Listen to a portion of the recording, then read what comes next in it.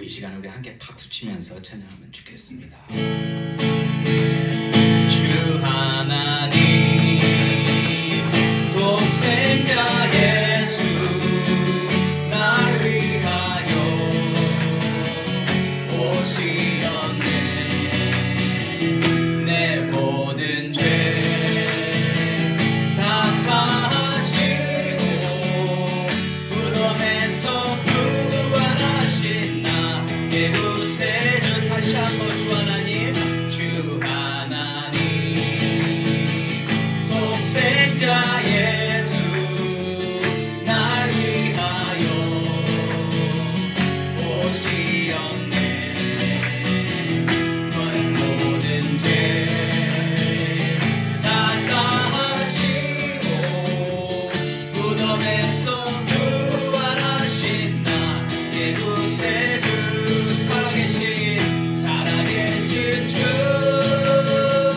나의 참된 소망 걱정 근심 전혀 없네. 사랑의 주님 갈 길 인도하니 내 모든 삶의 기쁨 늘 충만하네. 주 안에서 거듭난 생명 도우시는 주의 사랑 참 기쁨과 확신 가지고 예수님의 도우심을 믿으며 살리. 다시 한번 주 안에서, 주 안에서 거듭난 생명 도우시는 주의 사랑 참 기쁨과 확신 가지고 예수님의 도우심을 믿으며 살리. 살아계신 주 나의 참된 소망 걱정 근심 전혀 없네.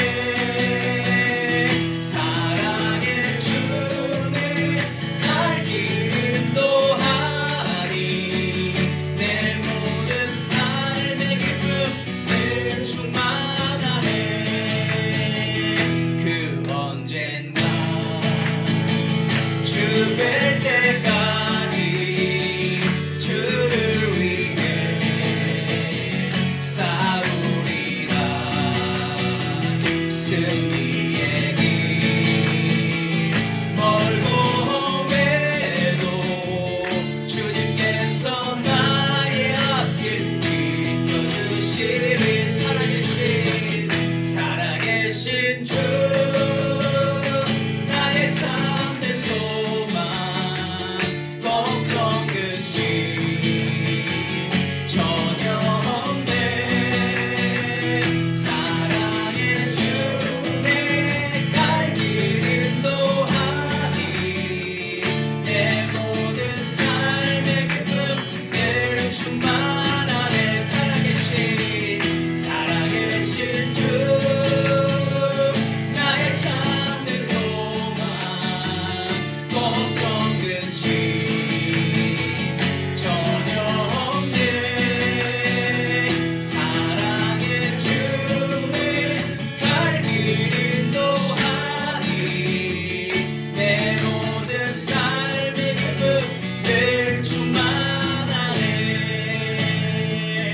살아계신 주 나의 참된 소망 걱정 근심 전혀 없네.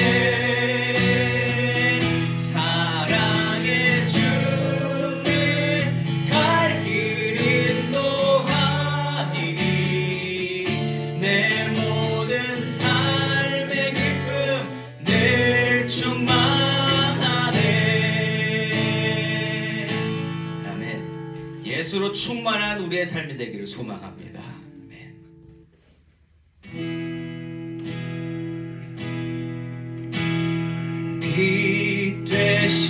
주 어둠 가운데 비추사 내 눈 보게 하소서. 예배하는 선한 마음 주시고 참 소망이 되시네. 빛 되신 주, 빛 되신 주 어둠 가운데 비추사 내 눈 보게 하소서. 예배하는 선한 마음 주시고 참 소망이 되시네. 나 주를 경배하리 엎드려 절하며 고백해 주 나의 하나님. 오 사랑스런 주님 존귀한 예수님 아름답고 놀라우신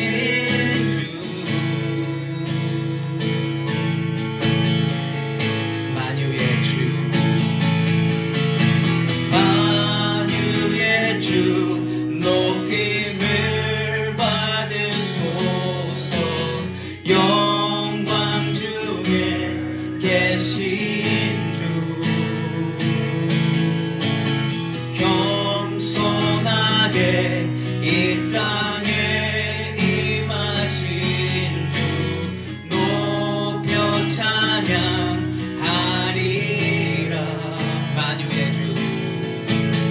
만유의 주 높임을 받으소서.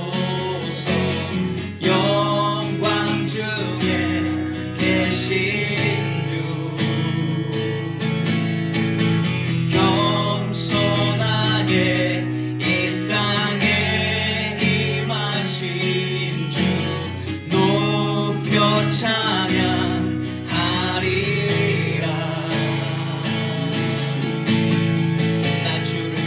나 주를 경배하리 엎드려 절하며 고백해 주 나의 하나님.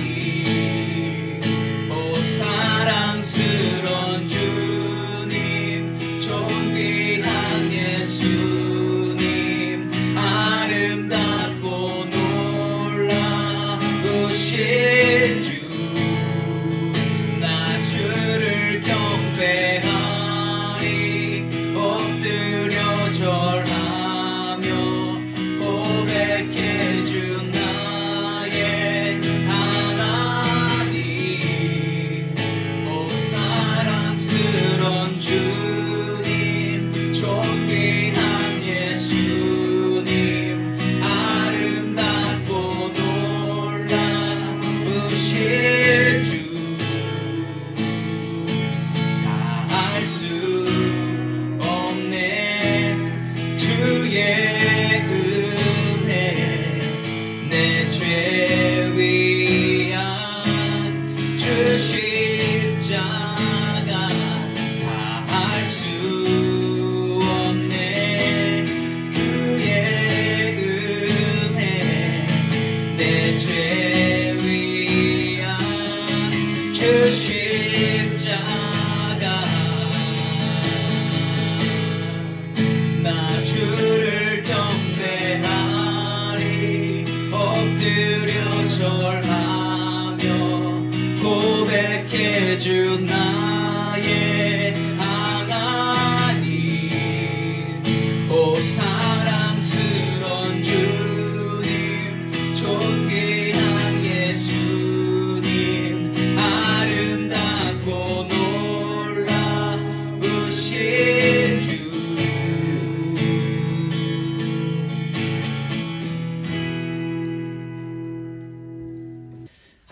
아버지, 이 시간 주님의 말씀 앞에 있습니다. 하나님께서 우리에게 주시는 말씀, 생명의 말씀인 줄 믿습니다.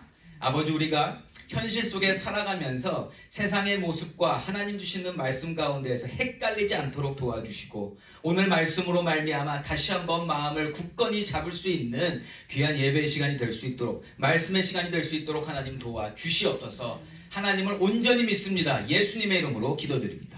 아멘. 오늘 말씀 요한복음 3장 13절부터 21절까지의 말씀입니다. 요한복음 3장 13절부터 21절까지의 말씀 한 절씩 교독하도록 하겠습니다. 13절 제가 먼저 읽습니다. 하늘에서 내려온 자 곧 인자 외에는 하늘에 올라간 자가 없느니라.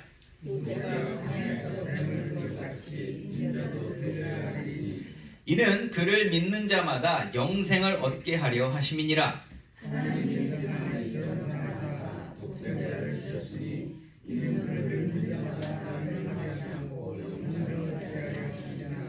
하나님이 그 아들을 세상에 보내신 것은 세상을 심판하려 하심이 아니요 그로 말미암아 세상이 구원을 받게 하려 하심이라.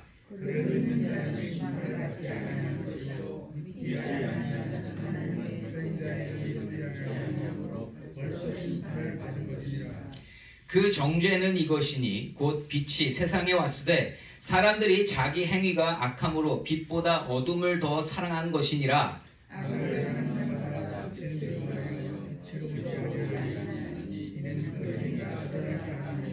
함께 읽습니다. 진리를 따르는 자는 빛으로 오나니 이는 그 행위가 하나님 안에서 행한 것임을 나타내려 함이라 하시니라. 아멘.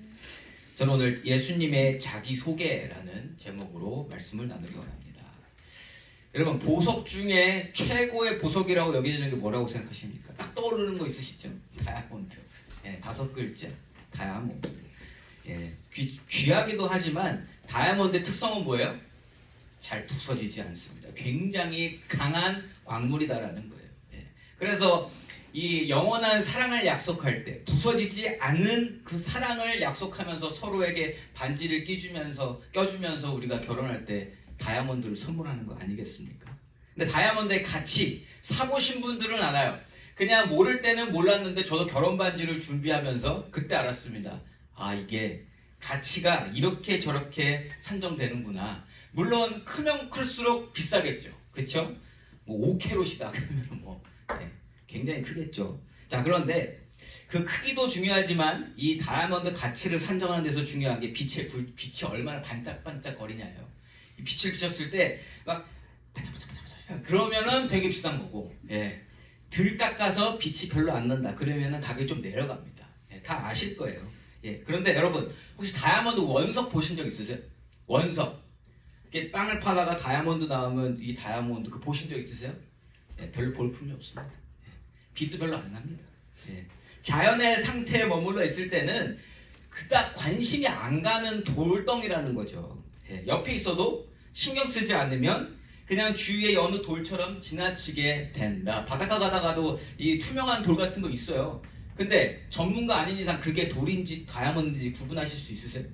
없으실걸요.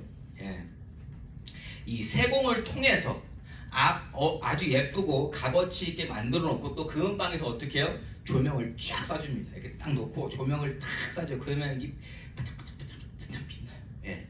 그렇게 해서 가치가 굉장히 있는 것처럼 보이게 해 놓는다. 그렇게 해야 값어치 있어 보인다는 거죠. 자, 그럼 돌인지 구분이 잘 안 되는 자연 속의 원석은 금은방에 세팅해 놓은 그 아주 버리는 그 다이아몬드와 비교했을 때 가치가 다른가요? 가치가 달라요? 가치는 똑같아요. 똑같은 다이아몬드예요.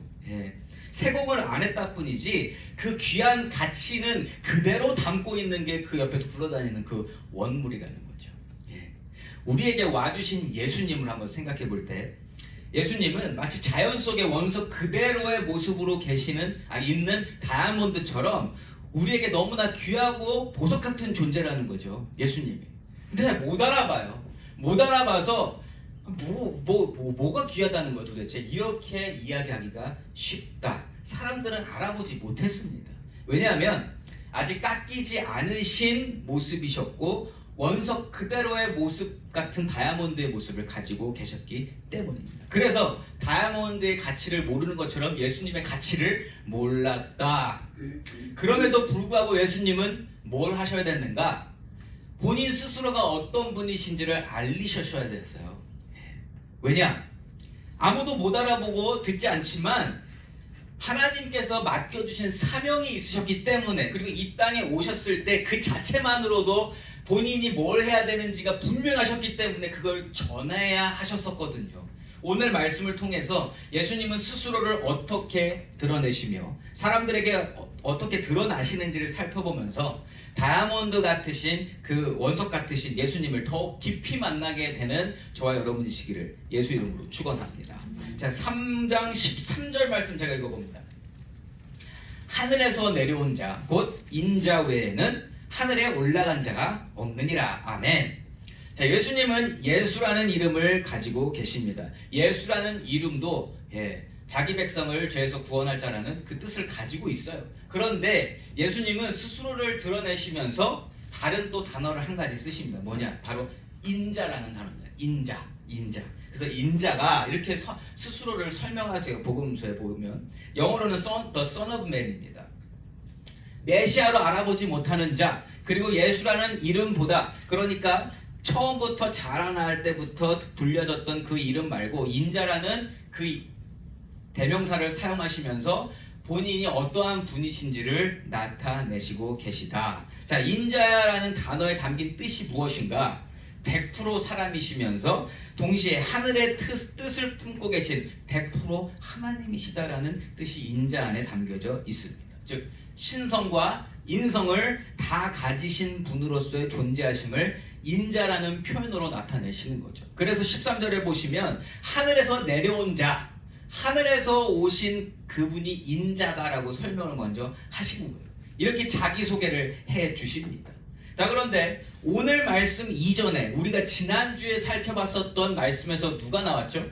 니고데모가 나왔습니다. 네. 자, 니고데모를 만나 주시는데 니고데모에게 뭐라고 하셨어요? 거듭나야 한다라고 말씀을 하셨어요. 자, 그런데 거듭남이 무엇인지 이해를 못해서 예수님하고 이렇게 주고받는 대화 내용이 있었잖아요. 그 거듭남이 무엇인지 모르는 유대인들에게 거듭남의 핵심 요소 되시는 분이 하늘에서 내려온 자, 즉 자기 스스로 예수님 되심을 드러내시기 위해서 이 말씀을 주시고 계시다라는 거예요. 이게 이어진다라는 겁니다. 3장 내용이. 믿고 안 믿고는 누구의 문제예요? 상대방의 문제죠. 예수님은 그 사람이 믿을지 안 믿을지 예수님은 아시지만 예수님의 역할은 무엇인가? 그 거듭남의 중심에 예수님이 계심을 아주 분명하게 나타내시고 계시다. 그 모든 것에서 가장 중요한 것이 바로 나다라는 것을 예수님이 드러내셔야 된다는 거예요. 하늘에서 내려오셨고 또한 하늘로 다시 올라가실 분, 그분이 예수님이십니다. 하나님이신데 인간이 살고 있는 땅에 오셨다가 다시 하나님으로서 하늘에 올라가실 분, 되게 중요한 표현이거든요. 이 예수님의 말씀을 듣고 있노라면 어떻게 놀라냐면 예수님이 하시는 한마디 한마디 말씀은 정확합니다. 틀린 게 없고 그 다음에 중언부언 하시는 게 없어요. 모든 것이 다 그냥 진리 그 자체라는 거예요.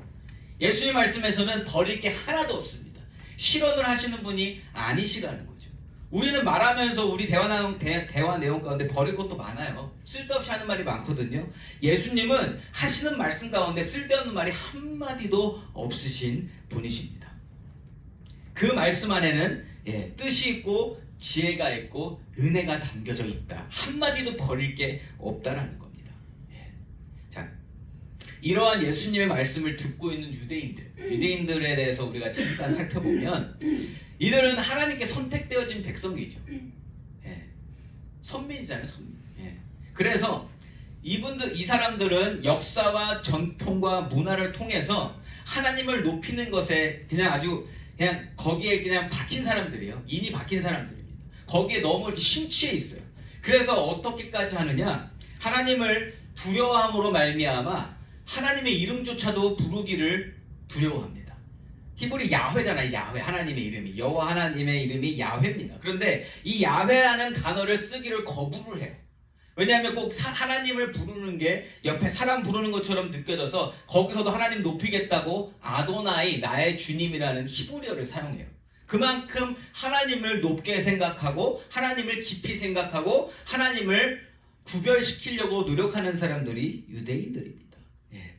그러한 유대인들인데 지금 유대인들이 지금 무슨 말을 듣고 있어요? 예수님으로부터 어떤 얘기를 듣고 있냐면 동네 청년 하나가 갑자기 나타나서는 나는 하늘에서 왔고 나는 다시 하늘로 올라갈 것입니다 라고 이야기를 하신단 말이에요. 자, 그럼 이 사실을 믿지 않는 유대인들에게는 이게 충격적이겠죠, 당연히. 아니, 우리는 하나님의 이름도 함부로 말하지 못하는 자들인데 어떻게 자기가 하늘에서 왔고 하늘 다시 올라간다고 하나? 이게 되게 충격적이라는 거예요. 예.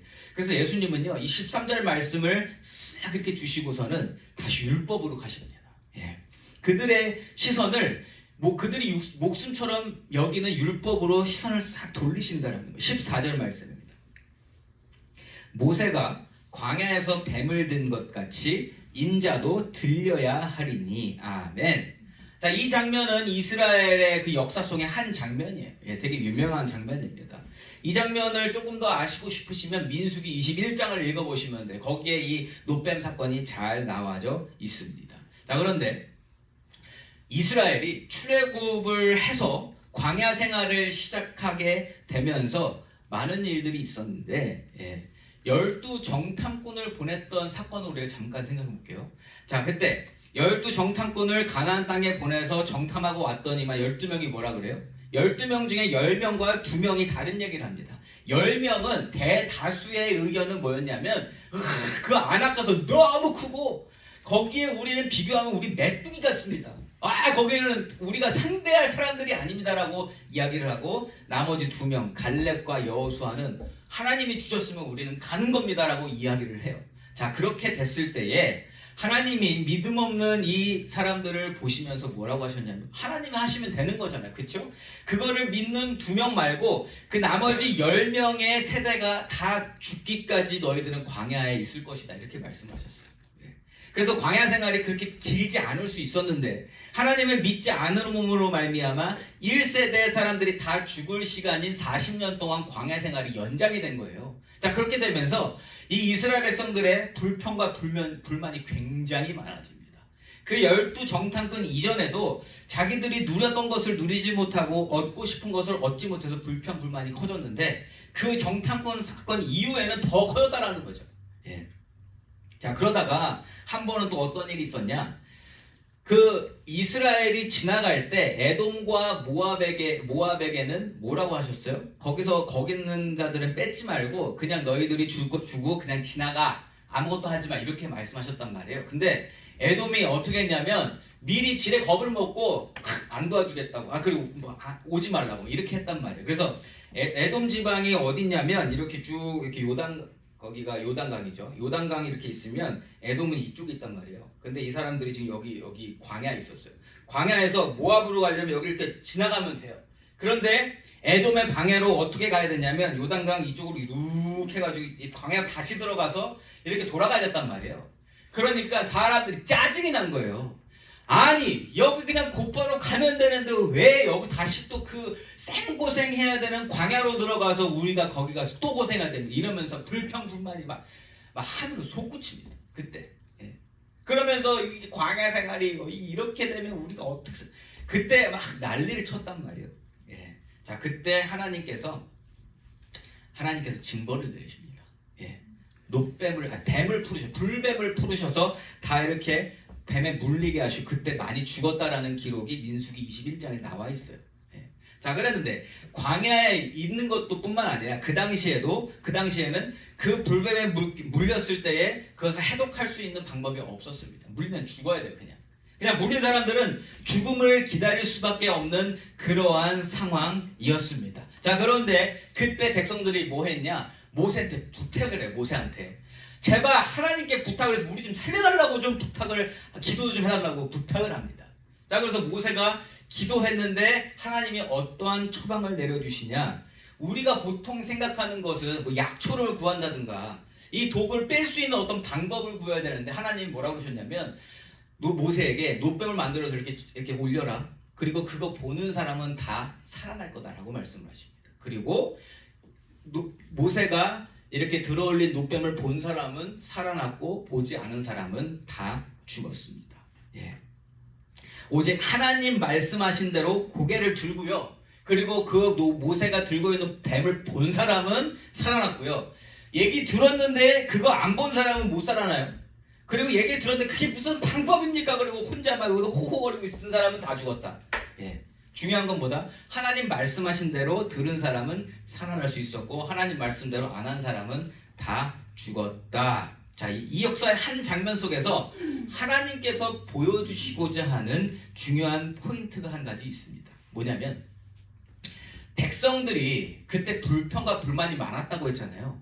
뭐가 불평이었을까요? 그냥 짧은 길로 못 가는 게 불평이었을까요? 아니에요. 백성들은 계속 불평과 불만이 쌓이기 시작했는데 그게 왜 그랬냐? 예전 애굽의 삶을 그리워하는 거예요. 세상 맛을 봤거든요.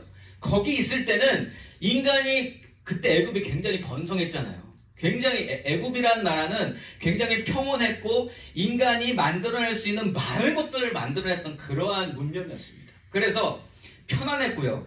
재밌었고 신기하고 놀라운 것들이 굉장히 많은 세상이었습니다. 그런데 이스라엘 백성들이 그 애굽 안에 있으면서 아무리 노예로 있었다고 해도 그 모습을 맛봤잖아요. 인간이 그러한 즐거움을 맛보게 되면 그걸 잊어버려요? 안 잊어버려요? 안 잊어버려요. 그걸 더 원하지.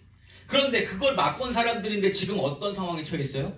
그거 아무것도 없는 광야에 지금 처하게 된 겁니다. 근데 하나님 입장에서 보면 뭐예요? 그들은 특별하게 하나님께 선택받은 자들이잖아요. 우리가 크리스천으로서 가장 큰 복을 받았다고 고백하는 부분이 뭡니까? 하나님께 선택받았다라는 걸 우리가 강조해요. 그렇지 않습니까? 하나님이 나에게 믿음 주시고 하나님이 나를 거두어 주셔서 내가 예수 믿고 구원 받았습니다. 영적으로 충만할 때는 이거 막 자랑합니다. 근데 영적으로 다운되면 뭐 어떻게 돼요?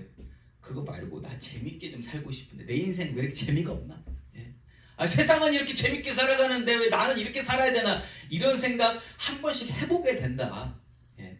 현실이 그렇다라는 거예요. 하나님이 따로 떼어 구분해 주시고 입히시고 먹여주시고 걱정하지 말라 하시는데 영적 충만하면 그게 맞는데 영적 충만하지 않으면 불평과 불만이 쌓이는 게 하나님 백성으로서의 삶의 모습이다라는 거예요. 오늘 그걸 하나님이 짚어주시는 거다. 하나님의 복을 받고 있음에도 그것보다는 인간이 만들어 놓고 인간이 신나고 즐거워하는 그 애굽에서의 삶을 더욱 동경하고 그 삶을 그리워하고 그 삶으로 돌아가고 싶은 그 마음 때문에 계속해서 불평이 나오는 거예요. 뭐 조금만 건드리면 불평합니다.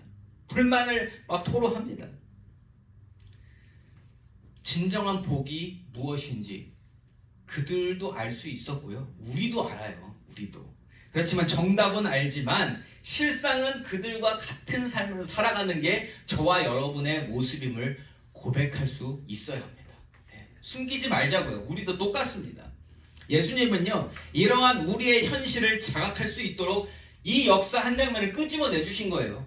많은 말씀을 하시다가 왜 이 놋뱀 사건을 말씀해 주셨냐? 그 모습을 우리에게 보게 하시려고, 우리가 자각하게끔 인식하게끔 하시려고 이 장면을 딱 꺼내신 겁니다.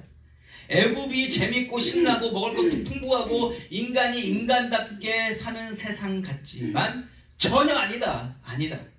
오직 광야로 나와서 따로 떼어져 나와서 다른 거 보지 못하고 하나님만 볼 수 있는 그 자리, 하나님을 경험하고 하나님으로 살아가는 자만이 하나님의 생명 대신 하나님이 생명의 주인 되신 분임을 알 수 있고, 그리고 그러한 하나님의 말씀을 받는 자만 생명을 얻을 수 있다. 이 깊은 뜻이 14절 한 구절 가운데 담겨져 있는 거예요. 왜 갑자기 이 얘기를 하셨냐? 그 모든 것을 담고 있는 그 말씀을 주시기 위해서. 유대인들은 이 얘기 꺼내자마자 다 알아듣는단 말이에요. 무슨 뜻인지. 그때 역사로 돌아갈 수 있단 말이에요. 그때 무슨 일이 일어났든지 정확하게 알고 있다는 겁니다. 그렇게 말씀하신 예수님이. 제가 14절과 15절 말씀을 읽어봅니다. 모세가 광야에서 뱀을 든 것 같이 인자도 들려야 하리니 이는 그를 믿는 자마다 영생을 얻게 하려 하심이니라. 아멘. 그 역사 속에 있었던, 그 역사 속에서 존재하고 있었던 하나님, 그리고 그 모든 사건들을 통해서 그것을 기억하게 하시면서, 그런데 그 노뱀을 떠올리게 하면서 나도 들려야 된다, 인자도 들려야 하는데 이는 그를 믿는 자마다 영생을 얻게 하려 하심이니라. 아멘. 구원받은 거 기억나지 않냐? 하나님 말씀하신 대로 뱀을 본 자는 다 살아났다는 것을 다 믿지 않냐, 역사적으로. 그런데 그게 바로 나고, 내가 들려야 하고, 나를 보는 자는, 나를 믿는 자는 영생을 얻게 하려 함이니라. 아멘. 즉 예수님은 모세와 같이 하나님과 불평 많은 백성들 사이에 중보자로 계셔야 되는 분이심과 동시에 십자가에 매달리심으로 그를 믿는 자는 다 구원을 얻게 하실 분임을 이 역사 한 장면을 통해서 드러내시고 계시다. 자기소개를 너무 기가 막히게 하고 계시다라는 거죠. 그리고 나서 세상에서 가장 유명한 말씀, 우리가 너무나 잘 알고 있는 말씀, 요한복음 3장 16절이 거기서 등장합니다. 한번 안 보시고 외워보실래요? 아니 그냥 보세요. 자, 다 함께 한 목소리로 읊어보겠습니다. 3장 16 시작. 하나님이 세상을 이처럼 사랑하사 독생자를 주셨으니 이는 그를 믿는 자마다 멸망치 않고 영생을 얻게 하려 함이니라. 아멘. 아멘. 이 한 구절만 붙들어도 참 좋겠지만 이 한 구절이 나오는 그 백그라운드를 알면 이게 너무나 귀한 말씀이라는 거예요. 그래서 사람들이 이 말씀을 찝고, 왜 캘리포니아 가면 그 인앤아웃 그 껍데기에도 이게 3장 10절이 있단 말이에요. 왜요? 이게 있어야 사니까, 예수님을 믿어야 살 수 있으니까. 그걸 전하고자 하는 그 마음들이 거기에도 담겨져 있다. 16절에서 하나님이 세상을 이처럼 사랑하신대요. 자, 그럼 여기서의 세상이 뭘까요? 여기서의 세상. 이 말씀을요, 노뱀을 보고 살아났던 이스라엘 백성들의 그 장면을 비추어서 읽어보면 좀 더 쉽게 알 수 있어요. 세상은 하나님이 만드셨고 하나님의 법을 따라야 하는데 그게 안 됐죠. 그게 죄 때문에 망가졌습니다. 그래서 그 이후부터 자기 마음대로 살아갑니다.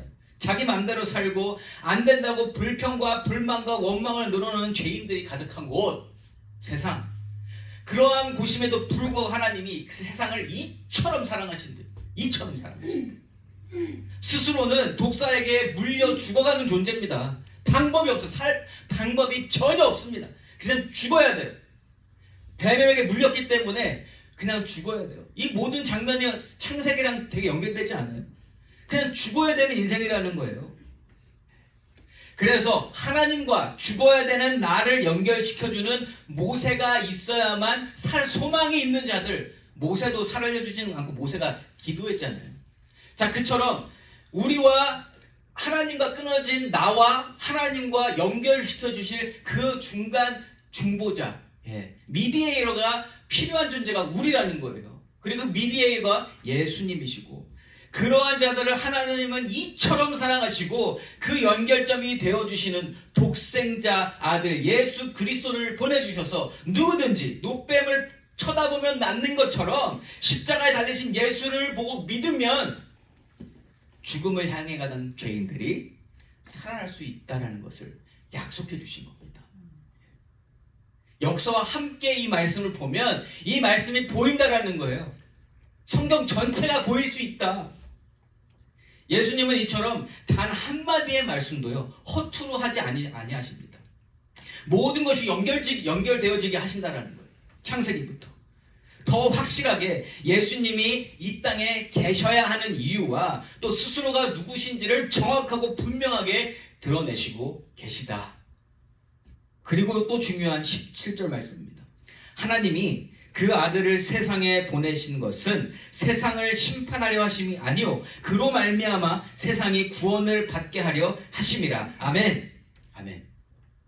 죄인들의 입장에서 한번 생각을 해보면, 여러분, 하나님이 우리 마음 가운데 뭘 심어 놓으셨냐면 죄책감을 씌워 놓으셨어요. 그래서 죄를 지면 어떻게 되냐면 거기에 대해서 생각을 합니다. 죄에 대해서 생각을 한단 말이에요. 자, 죄에 대해서 생각을 하고 그게 죄책감이 느껴지면 우리는 어떻게 된다? 숨고 싶어집니다. 네. 죄 때문에 예수님이 오셨다고 하잖아요. 그러면 죄 때문에 어떠한 반응이 먼저 일어나려고 하냐면 그 예수님을 피하고 싶은 마음이 먼저 든다. 왜요? 죄와 관계된 것은 우리는 피하고 싶지 그것을 정면 대결해서 이겨내고 싶어 하지 않는다. 여러분, 죄지면 다 숨고 싶어 한다라는 거예요. 아담이 처음 죄를 졌을 때 어떤 모습을 보였습니까? 하나님 앞에 숨었습니다. 왜요? 죄 때문에 수치심을 느꼈거든요. 이거 죄 때문에 큰일 날 것 같거든요. 죄책감을 느꼈거든요. 그때 자연스러운 반응은 숨는 겁니다. 그때 하나님이 뭐라고 하셨어요? 네가 어디, 아담아, 네가 어디 있느냐 하고 찾으셨어요. 그때 하나님이 심판하시려고 찾으셨습니까? 살리시려고 찾으셨습니까? 살리시려고 찾으셨단 말이에요. 죽이시려면 그냥 그 자리에서 죽이시면 되지 왜 부르시냐는 거예요. 하나님이 부르신 건 살리시기 위해서 부르신 줄 믿습니다. 똑같이 예수님을 보내신 것은 살리시기 위해서 보내셨는데 사람들의 첫 번째 리액션은 피하는 거가 되었다. 그래서 하나님은 분명하게 말씀해 주시는 거예요. 아들을 보내신 것은 심판하고 꾸짖고 평가하고 수치심을 느끼게 하고 죄책감을 느끼게 하려는 것이 아니라 죄로부터 구원하시기 위해서. 그래서 이전과는 다른 새로운 삶, 처음에 그 하나님이 지으셨던 모습을 회복하기 위해서 보내셨음을 정확하게 말씀하시고 계신다는 겁니다. 그리고 나서 심판에 대한 확실한 길을 찾을 수 있도록 18절 말씀을 주세요. 18절 말씀에 그를 믿는 자는 심판을 받지 아니하는 것이요 믿지 아니하는 자는 하나님의 독생자의 이름을 믿지 아니하므로 벌써 심판을 받은 것이니라. 아멘. 자, 우리가 잘 아는 말, 죄의 삭은 사망이다. 무슨 뜻이에요? 죄의 결과는 죽음이라는 겁니다. 죄의 결과는 죽음이에요. 자, 그런데 18절에서 보시면 그를 믿는 자, 예수를 믿는 자, 죄를 해결해 주시려는 자를 믿으면 심판을 안 받는다. 간단한 원리죠. 심판을 안 받는다. 죄의 삭은 사망인데 그 사망이 딜릿되고 생명을 얻는다라는 뜻입니다. 예. 그런데 18절 후반부의 말씀은 뭐라 그래요? 하나님이 보내신 예수를 보지 않고 믿지 않고 무시하고 아무 반응을 하지 않으면 그냥 지금 있는 그대로의 심판을 향하여 곤두박질 칠 거다라는 거예요. 벌써 이미 심판받았다라는 건 뭐냐면 우리는 죄인으로서 태어나자마자 우리는 사망으로 가고 있는 존재들입니다. 특별히 죄를 지어서가 아니라 우리는 죄인으로 태어났기 때문에 우리는 아무것도 하지 않아도 지옥 가는 인생이다. 맞습니까? 근데 많은 사람들이 헷갈려 한단 말이에요. 나는 원래 지옥 안 가는데 그래서 나는 착하게 살면 지옥 안 가. 이렇게 우깁니다. 근데 이거 우길 만한 게 아니라 하나님 정해놓으셨어요. 그냥 다 지옥 가요. 아무리 착하게 살아도 지옥 간단 말이에요. 그렇기 때문에 예수를 믿지 않으면 그냥 태어나서 가던 그대로 그냥 간다. 벌써 이미 심판을 받았느니라. 이 뜻이에요. 18절 후반부가. 그리고 죄로 말미암아 사망으로 가는 것은요. 살면 살아갈수록 나의 힘으로는 절대로 막을 수 없어요. 왜요? 계속 가속도가 붙습니다. 예. 그거 되게 재밌는 거 아세요? 사람들이 예수를 믿든 안 믿든 이런 얘기 하죠. 나이 때만큼 속도가 빨라진다. 예. 10대 때는 10km로 가고 20대 때는 20km로 가고 80대는 80km로 간다. 근데 그게 맞아요. 빨리 가요. 예. 엄청 빨리 갑니다. 근데 이게 스스로의 힘으로는 절대로 멈출 수 없다라는 거예요. 멈출 방법도 없어요. 왜냐? 19절과 20절에 그 답이 나와 있습니다. 그 정죄는 이것이니 곧 빛이 세상에 왔을 때 사람들이 자기 행위가 악함으로 빛보다 어둠을 더 사랑한 것이니라. 악을 행하는 자마다 빛을 미워하여 빛으로 오지 않으니 이는 그 행위가 드러날까 함이요. 아멘. 아멘. 죄인의 모습을 숨기려고 하지 않아도 죄인이 왜 죄인이냐면 나를 즐겁게 하기 때문에 죄인이에요. 애굽에 사는 사람들이 재밌게 살잖아요. 왜 더 재밌게 살려고 하냐면 그렇게 재밌게 살아야 인간의 삶이 유한하다고 느끼는 그 삶이 더 재밌어지니까 계속 더 재밌는 걸 만들어냅니다. 그런데 그 재밌는 걸 만들어내는 것을 계속 하다 보면 이게 더 커지지 작아집니까? 이 세상도 그렇지 않아요? 인간의 본능을 자극하는 것을 조금 더 하고 도파민을 계속 만들어내면 더 큰 도파민이 필요하다는 거예요. 그만큼 그것을 스탑할 수 있는 방법은 쉽지 않다. 예. 여러분 뉴스에서 많이 보셨을 거예요. 펜타닐이 사람을 얼마나 망가뜨리는지 아마 그냥 보셨을 거예요. 조금 더 늦다 보면 나중에도 막 이러고 있잖아요. 그런데 그걸 몰라 자기가. 예.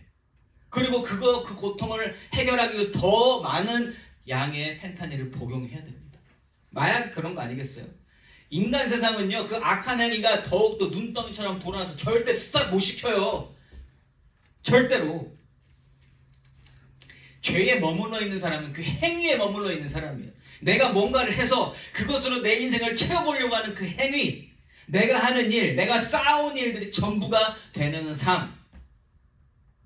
본능적으로 살아온 그 모습, 몸이 움직이는 대로, 행위대로 살아온 모습, 살아온 시간들 속에서 행하여온 그 일들은 몸이 즐거워하고 몸이 익숙한 일들이에요. 예, 본능적으로 살아가는 것. 그렇게 되면 거기서 헤어나오지 못한다. 예, 왜요? 더더욱 빛보다는 그 흑암 가운데 더 거하고 그 즐거움 가운데 거하고 그거 계속 찾아 돌아다니더라고. 빛을 싫어한다. 빛을 싫어한다. 특정한 죄를 지어서가 아니라 인간은 놔두면 그렇게 된다. 애굽이 그런 모습이었다라는 거예요. 애굽이. 그렇다면 무엇이 죄의 삭신 사망으로 달려가는 우리를 막을 수 있는가? 멈춰줄 수 있는가? 21절 말씀입니다. 진리를 따르는 자는 빛으로 오나니 이는 그 행위가 하나님 안에서 행한 것임을 나타내려 함이라 하시니라. 아멘. 뭐가 방법이에요? 사망의 어둠으로 달려가는 악인이 내가 경험하고 쌓는 행위를 중심으로 살아왔는데 그것을 멈출 수 있는 건 뭐다? 방향을 바꿀 수 있는 건 뭐다? 진리라는 거예요. 진리를 따르는 자만 빛으로 온다. 빛을 두려워하지 않는다. 내 죄를 깨닫고도 그것을 숨기려 하는 것이 아니라 이걸 해결하고 싶어하는 사람이 누구다? 진리를 깨닫는 자다라는 겁니다.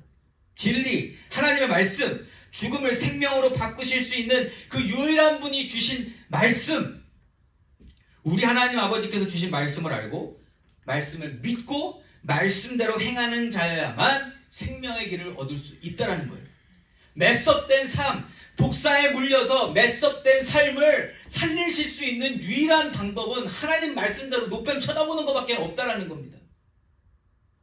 진리, 즉 말씀이 육신 되신 분, 예수님, 그 예수님을 따르는 자, 그 진리를 따르는 자는 빛의 자리로 거하게 되고 그 죄악을 보게 되면서 피하지 아니하고 죄를 회개하게 되고 거듭나게 되고 새 생명을 얻게 된다. 예수님이 이 말씀 주시는 겁니다.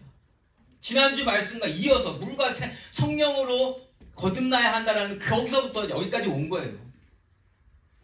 구약의 이스라엘 역사와 함께 진리 되시는 예수님의 말씀을 함께 볼 수 있어야 된다는 겁니다. 그래야 성경 전체가 우리가 이해할 수 있게 된다.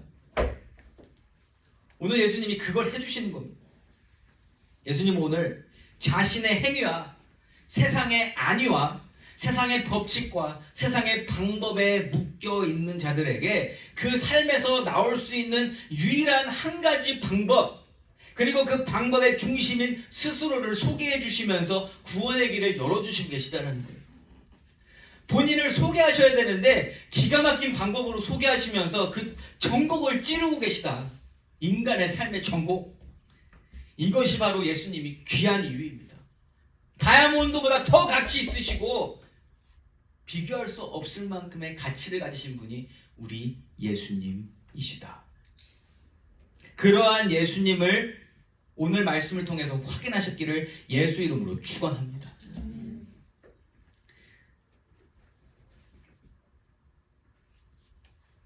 예수님이 살아 계실 때 이 땅에 사셨던 그 시간 동안 예수님은 말과 행동, 마음속에 죄가 하나도 없으셨던 분이십니다.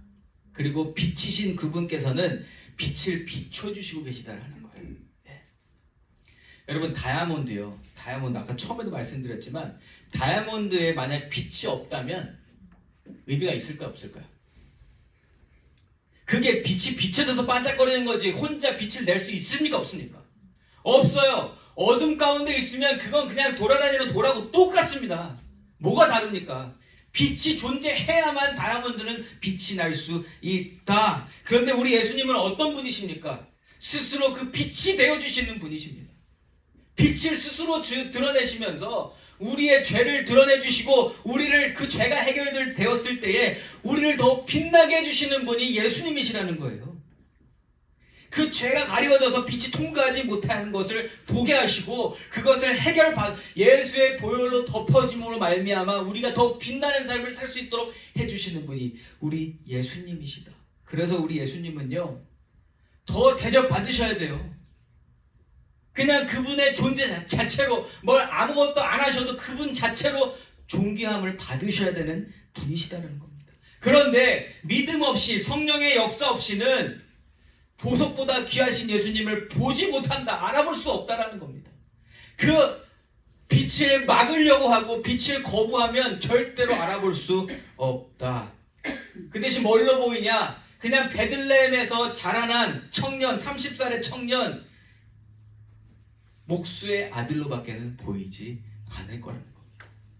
사랑하는 성도 여러분, 우리 눈에 보이지 않는 예수님이시지만 예수님은 오늘도 우리와 이 자리에 함께 계신 줄 믿습니다. 오늘도 그 빛을 내시면서 우리 스스로가 우리를 보게 하시며 우리를 인도하고 계시는 줄 믿습니다. 말씀은 살아 움직이는 거잖아요. 운동력이 있어서 우리 영혼을 쪼개지 않습니까?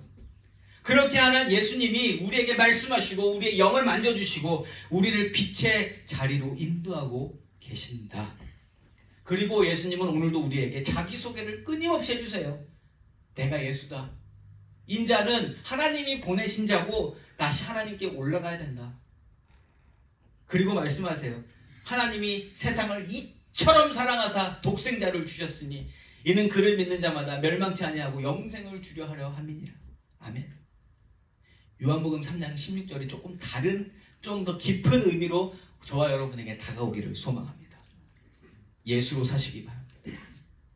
그리고 예수를 붙드시기 바랍니다. 하나님 주신 말씀을 읽어가며 예수님과 만나시기를 바랍니다.